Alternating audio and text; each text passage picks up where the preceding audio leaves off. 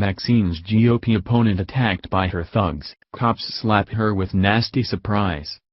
Maxine Waters is desperate. Never in her long dismal career in politics has she been faced with a GOP challenger who had a chance at dethroning her, that is, until now.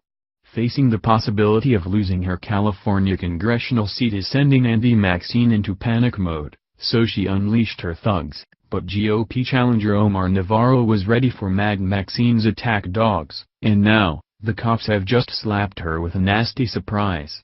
Poor Maxine Waters, it's been really rough for her Impeach 45 campaign over the last few weeks. Anyone who isn't brainwashed by the mainstream media knows Waters is completely unhinged, and now, even staunch liberals are wondering about her mental status. Waters got burned after she told MSNBC's Joy Reid last week, "So, I know that I've been calling for impeachment. I know I've been criticized, but I know everything that I have learned about him and his allies, their interest in lifting the sanctions, their connection to Putin, their connection to the Kremlin. I know that we are going to find that this president needs to be impeached." Well, that blew up in her face when the truth came out that it was, in fact, Maxine's good friends Barack Obama and Hillary Clinton and her own Democratic Party that paid a company called Fusion GPS to create a fake dossier on Donald Trump. Fusion GPS paid a former British spy named Christopher Steele, who in turn paid Russians. Together these co-conspirators created the bogus Russian dossier, which the FBI then paid Christopher Steele for to use as evidence to get FISA warrants to wiretap Trump's campaign.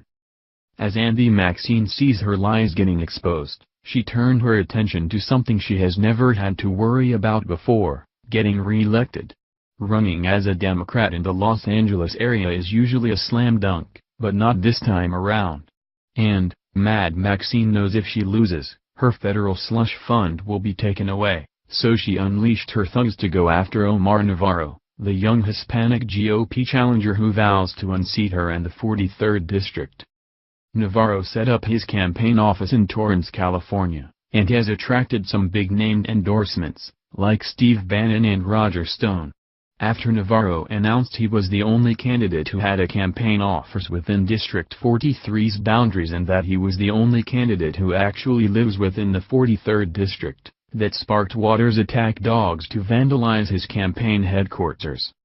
Navarro tweeted out live as he was called back to his campaign headquarters after someone noticed masked thugs putting up disgusting signs all over his windows.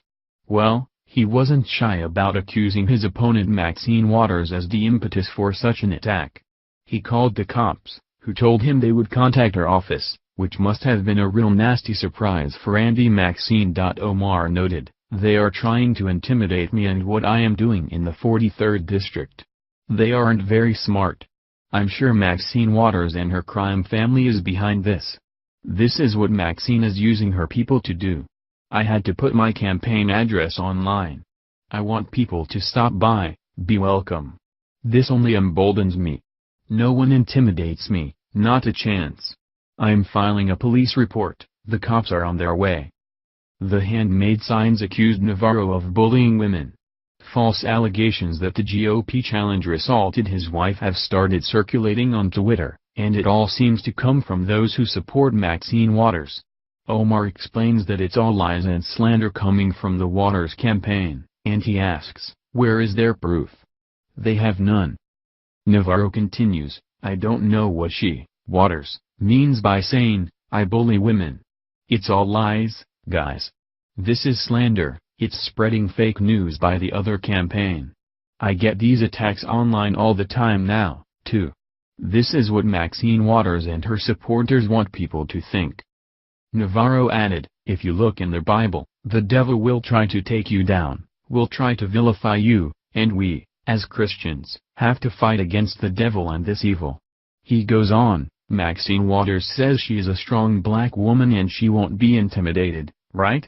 Well, I say, I am a strong American and I will not be intimidated. I stand for all Americans." Maxine Waters has denied any involvement in attacking Omar Navarro's campaign headquarters, but isn't that what all evil swamp creatures do? Maxine has been lying throughout her whole political career, and so far, it has served her well, But not this time.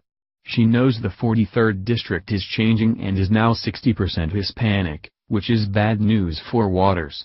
She refuses to debate Omar, another thing he hammers her on. This young GOP challenger is shining a bright light on this rat, Mad Maxine, and he is flushing her out into the daylight. So, stay tuned, this race is just heating up.